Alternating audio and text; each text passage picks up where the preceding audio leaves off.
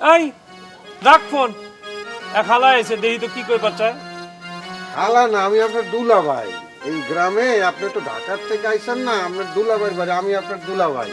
তা আমি তো আপনাদের ঠিক ব্যাপারটা না ভাই। সিনানের ব্যবস্থা করতেছি, চলেন সিনানের ব্যবস্থা করে। চাচা আপনার চা। আরে না না চা তুমি খাও। হ্যাঁ কি ধরনের কথা কম? চা হইলো আপনি, আমি খাম কেমনে? আরে তোর তুমি লাগি আমার অতিথি, নাও নাও। আর এদিকে তাকাও। আমরা দিব না এই কথা কইছি? এই কথা তো কই নাই। কই দিবি বললেও তো শিকার যাস নাই। ঠিক আছে ফুফু, তোমার কথা দিতেছি, আমরা কাউসারের সম্পত্তি কাউসারে বুঝাই দিব, হইছে এবার? সত্যি সত্যি দিবি তো, নাকি এর ভিতরে কোনো কাজ সাজি আছে? তোমার লগে জীবনে আমরা কোনোদিন মিছা কথা কইছি? Good, very good. আচ্ছা কামাল, তুমি এটার ব্যাপারে নজর রাখবে, কারা কারা এর সাথে জড়িত। জি স্যার, আমি বিষয়টা দেখতেছি স্যার। সম্প্রদায়ের কথা চিন্তা কর। সম্প্রদায়কে আমাকে খাওয়ায় না পড়া? সম্প্রদায় তোরে খাওয়ায়ও না পড়েও না, ঠিক আছে, কিন্তু তুই একা জঙ্গলে যা জীবনযাপন করতে পারবি, পরিবার নিয়ে থাকতে পারবি? তা ঠিক আছে। হ্যাঁ, তা অবশ্য পারবি না। শোন, এই যে আমরা একটা গোত্র, একটা এলাকায় একত্রে থাকি, একটা ডাকাত ঢুকতে কিন্তু 3বার চিন্তা করব যে ওইখানে গেলে ধরা পড়লে খবর আছে। একটা আইনত কোনো জটিলতা তৈরি হইলেও কিন্তু আমরা সবাই মিলে একসাথে সেটার প্রতিরোধ করি। সব কিছু মিলায় যে সম্প্রদায় যেখানে আছে সেখানে আমার থাকতে হবে, আমার ওই ছাড়া কোনো উপায় নাই, এটা তো মনে রাখতে হবে। কিন্তু কাদের মূল্য তো আমাকে টাকা পয়সা দিতেছে, আমাকে চালাইতেছে। আরে বাবা, তুই টাকা পাস ঠিক আছে, দরকার হয় টাকা আমরাও দেব, কিন্তু একটা জিনিস তোর মাথায় রাখতে হবে, তুই যদি টাকার বিনিময়ে কাদের মোল্লারে নির্বাচনে জেতা দেস, পরে তার কাছে যাইতে পারবি, সে তো কই বোঝাই বেটা তুই টাকা নিছস, আমার পিছনে পিছনে আমার চাকরের মতো ঘুরছস, এখন আবার নাগরিক সুবিধা চাস কে? তা অবশ্য ঠিকই কইছাও দাদা তুমি। আর তুই যদি টাকা ছাড়া, টাকার কথা চিন্তা না করে আমারে আর আলতাফ ভাইরে ভোটে উঠে দেস, তুই চিন্তা কর যে সরকারি এমন অনেক সুবিধা আছে যে আমরা জানি না যে এগুলো নাগরিক হিসেবে আমরা পাইতে পারি। দাদা, সরকারি সুযোগ সুবিধা মানে? আর বোঝোস না, পৌরসভার মাধ্যমে সরকার নানান রকম নাগরিক সুবিধা দেয়। ধর আমাদের 10টা বেকার ছেলে আছে, আমরা যদি আলতাফ ভাইরে যা বলি যে ভাই আমরা তো সবাই মিলে আপনার পিছনে শ্রম দিচ্ছি, আমরা এই দেশেরই নাগরিক, আমাদের এই 10টা ছেলেকে কর্মসংস্থান করে দিতে হবে। অনেক সময় যুব উন্নয়ন থেকে বাজেট আসে, তুই মৎস্য চাষ করতে চাস, ওখান থেকে তুই কিছু টাকা পয়সা পাবি। তুই মৎস্য চাষ করতে চাইলে ওখান থেকে একটা বাজেট পাবি।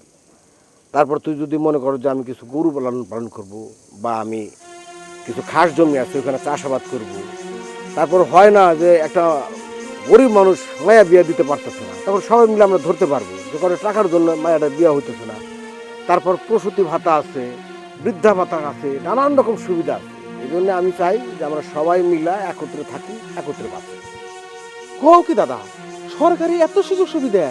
এই সুযোগ সুবিধার কথা তো আমি জানি না দাদা। গ্যারান্টি আমি। আরে বোকা, তুই বোঝোস না কেন? কাদের মোল্লার কাছে আমার স্বার্থ আছে, এই জন্য কাদের মোল্লা কিনে আমাদের সম্প্রদায়ের ভিতরে ঢুকছি, ভোট চাইছি কাদের মোল্লার পক্ষের থেকে। এই জন্য তোমার সমস্যা কোনে? সমস্যা আছে, মিটিংয়ে তো ছিলি না। এই যে নিবারণ কাকা, তারপরে শম্ভুদা, বাবলুদা, এরা সবাই মিলা বৈশা সিদ্ধান্ত নিছে যে আমরা এবার ভোট একচাটিয়া, আমাদের সম্প্রদায়ের একটা ভোটও মিস হবে না, আলতাফ ভাইকে দেবে। এবং তারাও সিদ্ধান্ত নিছে যে আমাকে তারা মেম্বারে দাঁড় করাবে।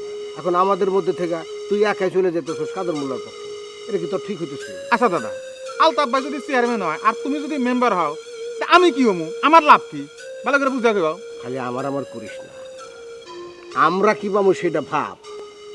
শোন, এই দেশের নাগরিক হিসেবে আমরা কিন্তু অনেক সুযোগ সুবিধা থেকে বঞ্চিত হই, কারণ আমরা জানি না যে সরকার মানুষকে কি কি উপকার করে, মানুষের জন্য কি কি কর্মসংস্থানের ব্যবস্থা করে।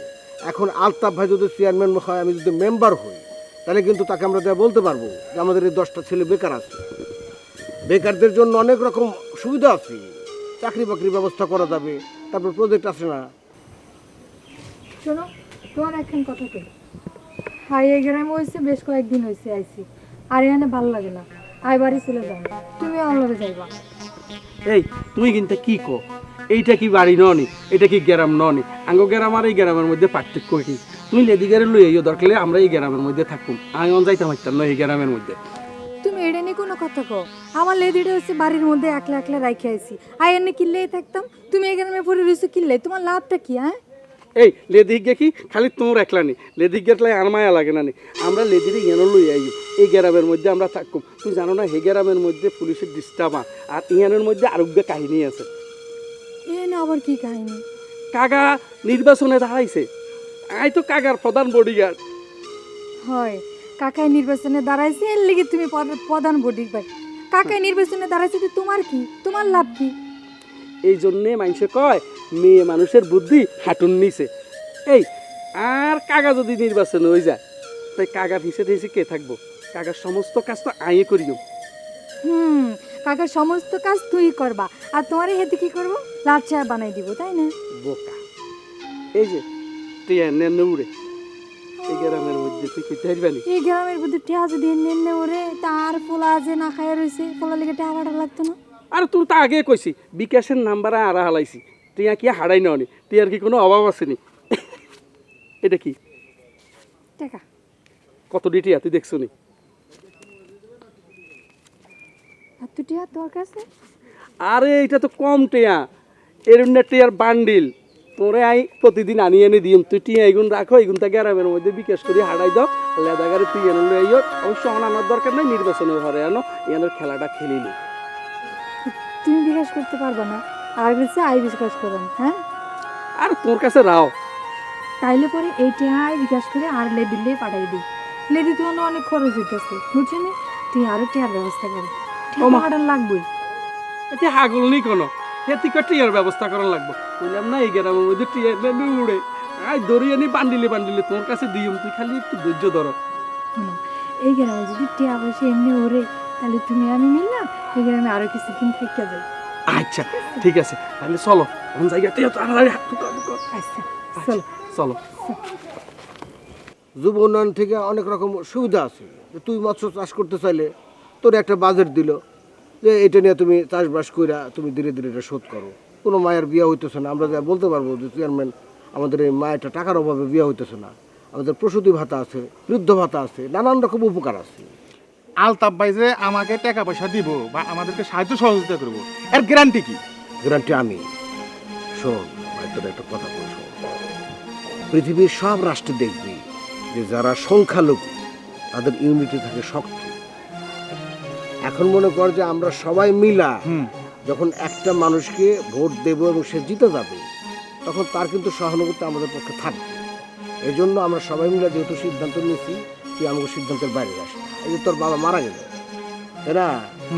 তোর বাবারে নিয়ে শ্মশান ঘাটে কারা গেল, শ্রাদ্ধের সময় কারা থাকলো, এই বিষয়গুলো তোর মাথায় রাখা হবে না? তুই যদি তা মাথায় আছে। হ্যাঁ, এখন তুই যদি এখানে মরে পড়ে থাকুস, তোর কে নেবে? হাসপাতালে কে নেবে? আবার শ্মশান ঘাটে কে নেবে? তোর মুখে কে আগুন দেবে? তোর নিজস্ব লোকজন, আপন লোকজন সব কিছু চিন্তা ভাবনা করে একটা সিদ্ধান্ত নেয় যে তুই আসলে কি করবি। কিন্তু দাদা, আমার বাপের চাইদের সময় কাদের মোল্লা যে রমাইছে নাই, আলতাফ ভাই তো রমাইছে নাই। আরে পাগল, আলতাফ ভাই তো গ্রামে ছিল না। তারপর শ্রাদ্ধের পরে আইসা তোরে বললো না যে ভাই আমি খুব লজ্জিত, আমি গ্রামে ছিলাম না। সে তো সমব্যাধি হয়েছে। সমব্যাধি হলে এটা কি যথেষ্ট না? হ্যাঁ, তা অবশ্য ঠিকই কইসাও। আলতাফ ভাই হচ্ছে সমবেদনা। আচ্ছা হ্যাঁ, তা অবশ্য ঠিকই বলছো, আলতাফ ভাই অবশ্য সমবেদনা জানাইছে। তাহলে আর কথা নাই, কথা একটাই যে আমরা সবাই মিলে আলতাফ ভাইয়ের পক্ষে কাজ করব। আমারটা আমি তোর কাছে বলতেছি না, এটা তোর সিদ্ধান্ত। এখন থেকে তুই আমার সাথে চলবি, ঠিক আছে তো? আচ্ছা ঠিক আছে, যাও, তোমার কথা দিলাম। এখন থেকে আমরা আলতাফ ভাইয়ের সাথে চলবো। আচ্ছা, আগে চা খাই, আরো কথা আছে।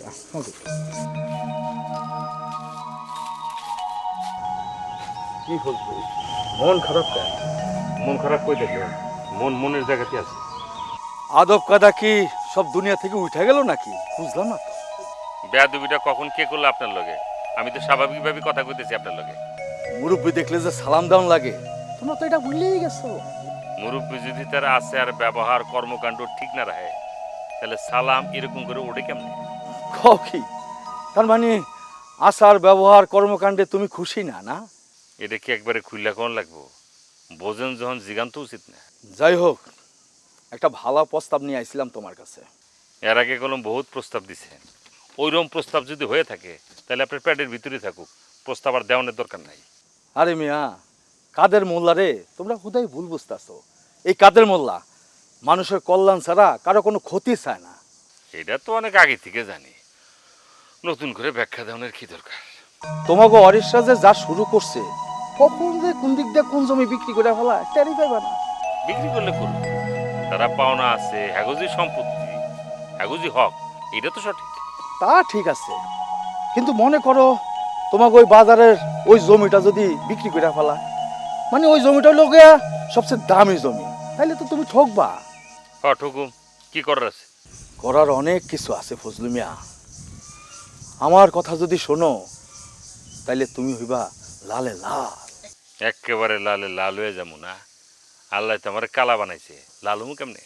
আরে ধুর, ফাজলামি বাদ দাও, এসব ফাজলামি বাদ দিয়া আমার কথা মনোযোগ দিয়া শোনো।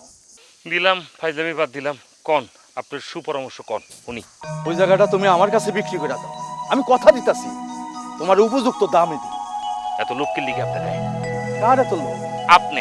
আপনার এত জমি জমা আছে, ভিটা বাড়ি আছে, আপনি আঙ্গ জমির প্রতি এত লোভ করেন কি লিখে? কি চাপেন? আরে লোভ করলাম কই, আমি তো তোমাকে ভালো চাইতাছি, আর ভালো চাইতাছি বলেই তো কইতাছি যে আমার কাছে বিক্রি করো, আর আমার কাছে না বিক্রি করো অন্য লোকের কাছে বিক্রি করো। আমি বেচার কেউ? ওই জমিতে আমার ভাই বজলুর হক আছে না? বজলুরের পরে অন্য সাইডে দিয়া ভাগ বুঝাই দিবা, বাস কাহিনী খতম। কাহিনী খতম না, কাহিনী আবার শুরু হইব।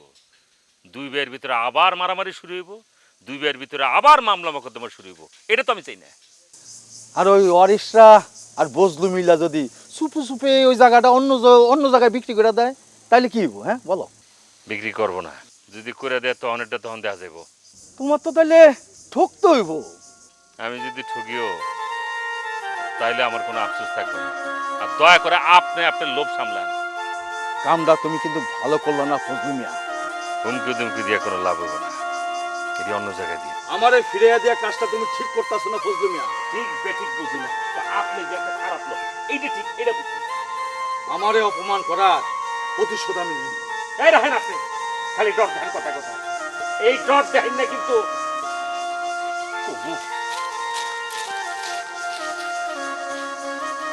এত বড় কথা।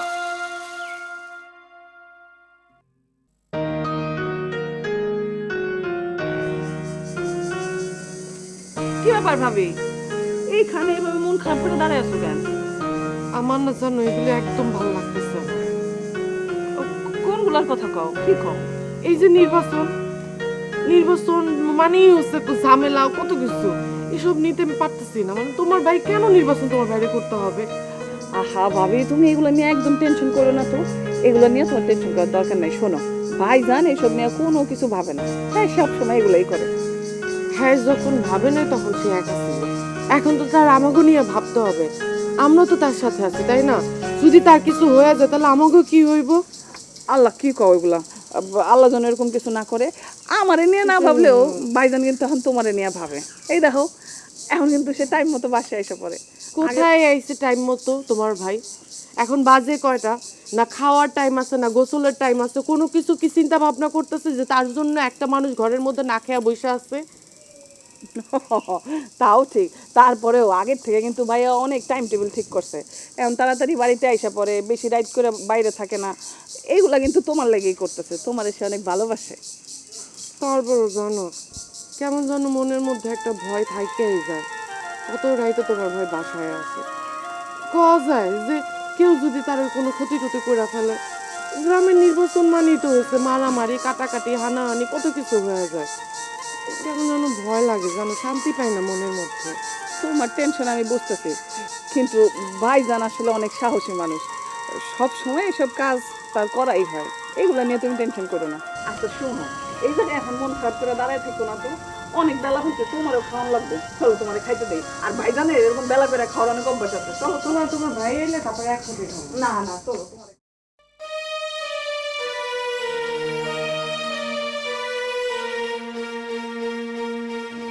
আচ্ছা, বজলু ফজলু দুই ভাই, ওদের নামে অনেক তথ্য নিলাম, ওদের নামে মামলা আছে ঠিকই, কিন্তু আসলে তো ওরা কোনো মানুষের ক্ষতি করে না।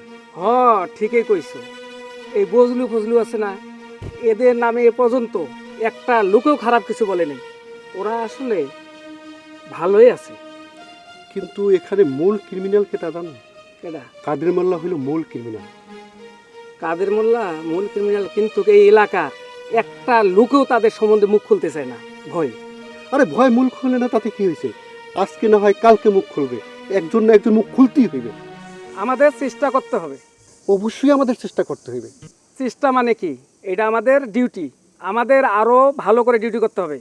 ইয়েস, যেভাবেই হোক একজন অভিযোগকারী হইলেও তাকে আমার খুঁজে বের করতে হবে। কেউ না কেউ অভিযোগ করবে, আজকে না হয় কাল। আমার মনে হয় কি আমাদের আরো কৌশল অবলম্বন করতে হবে।